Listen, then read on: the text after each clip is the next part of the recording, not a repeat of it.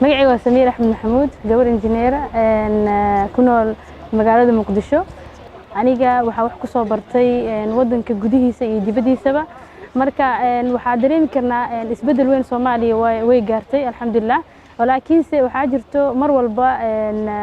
challenges marka meel walba aad hadeen noqoto dhinaca waxbarashada markaad dhahdo gabar injineer aan rabaa inaan noqdo mise aad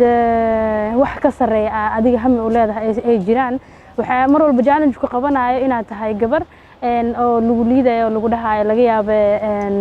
gabar aad tahay maxaa ku dooratay fieldigaas waxaan xasuustaa waxyaabaha xasuusto waxa kamid ah maalin waxaa tagay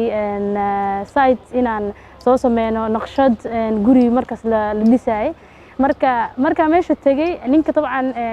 gate-ka joogo ma ku yaqaano qofka tahana ma yaqaano so marka approach mise aan u tagay wuxuu dhahay inta u socota waxaan guriga rabaa inaan soo fiiriyo waxaan rabaa engineer ahay ardayda ahay waxaan rabaa inaan sameeyo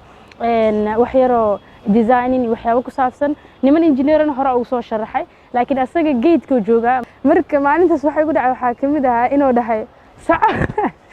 sax meesha ma imaanayso gabar marka waxa dareemaysaa inay wiilasha ay yihiin more welcome laakiinse Soomaaliya waqtigii dambe wax badan iska bedelaya alxamdulillah gabdhaha fursadooyin badan hadda taan la siiyaa oo la isku dayaa in la soo celiyo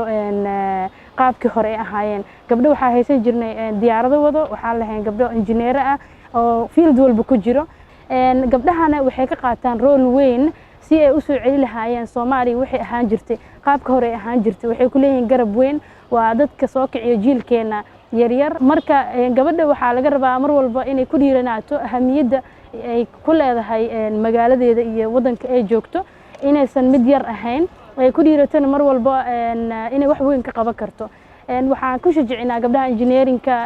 inaysan ka bixin mesela fieldyada jaamacadaha ay dhigtaan waxaan nahay garabka gabar walba oo sameynayso wax qabad wadanka u qabanayso annaga naga bilaabataa annaga nagu dhamaataa